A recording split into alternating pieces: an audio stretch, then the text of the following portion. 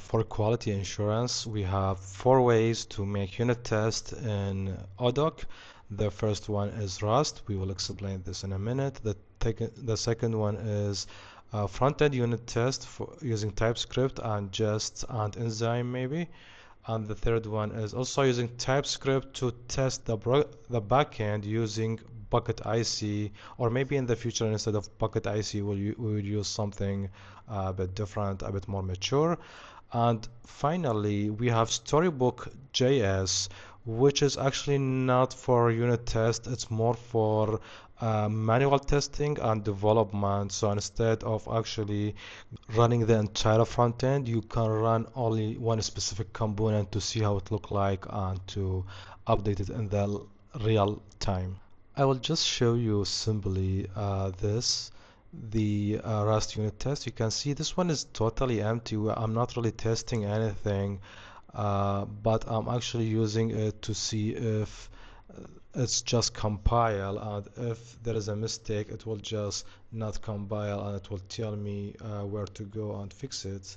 So I'm basically using it for this purpose, and maybe in the future we will have more unit tests. You can search them this way, and these unit tests can be used to test different things like testing functions, and maybe we can mock the caller inside these unit tests.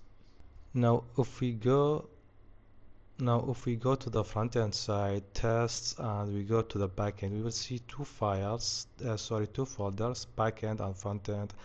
And in the backend we have this file that have a basic unit test. It's create a new user using this function, new user, that mock a new user, and this one that actually gets the actor.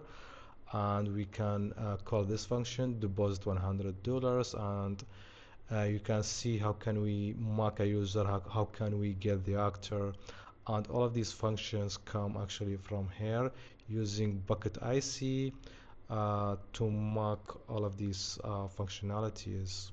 Now in order to use pocketic, you have to go to the readme file, and in the readme file you will find a few explanations show you how to get started with pocketic using this link right here.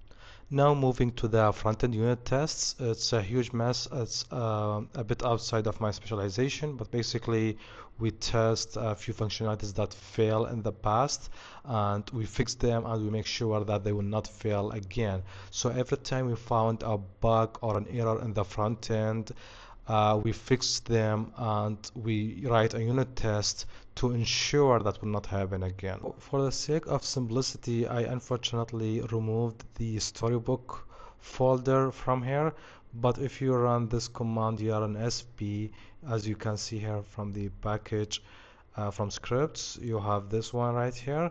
It will run Storybook for you, and you can test very specific components.